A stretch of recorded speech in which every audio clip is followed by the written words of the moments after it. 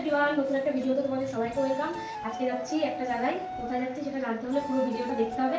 তো স্কিপ না করে পুরো ভিডিওটা দেখতে থাকা সঙ্গে থাকো। তো এই যে প্রথমেই তো আমরা চলে গেছিলাম রানাঘাট বিনোদিনী পার্কে।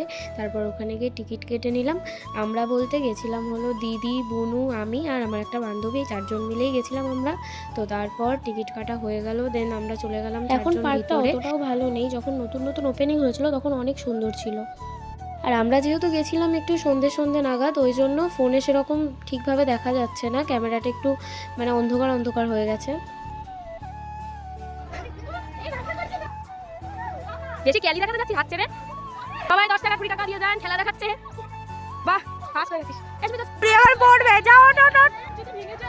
এইটা আবার কি করছে? চলেছি, ইয়ে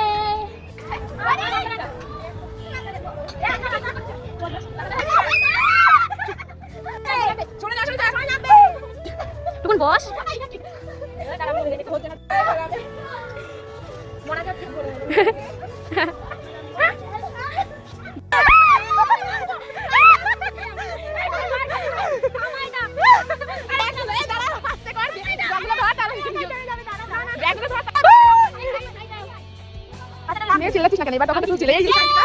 তো তারপর পার্কে অনেক মজা করার পর আমরা চলে আসলাম Ranaghat black pearl restaurant cum ক্যাফেতে। ওখানে এসে শুনি যে হচ্ছে মেন শেফ ওখানে, তিনি আজকে আসেননি।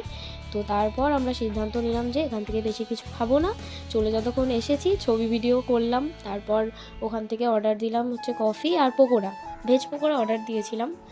তো পকোড়ার বদলে ওখানে এসেছিলো বড়া মানে চপ, মানে কি যে ছিল সেদিনকে, একদম বাজে ছিল। ওখানকার খাবার দাবার এমনি ভালো, সেদিনকে হয়তো এরকম ছিল, শেফ আসেনি তাই। তো তারপর ওখান থেকে কফি খাওয়ার পর আমরা চলে গেলাম রেড চিলিতে গিয়ে খাওয়া দাওয়া করলাম। বাটার নান, চিকেন তড়কা, কুলচা, এই সমস্ত কিছু ছিল। তো খাওয়া দাওয়া করার পর চলে আসলাম আইসক্রিম খেতে, যেটা না খেলে আমাদের জার্নি একদমই অসম্পূর্ণ। তো আইসক্রিম খেতে খেতে বাড়ি চলে আসলাম। চলো বাই।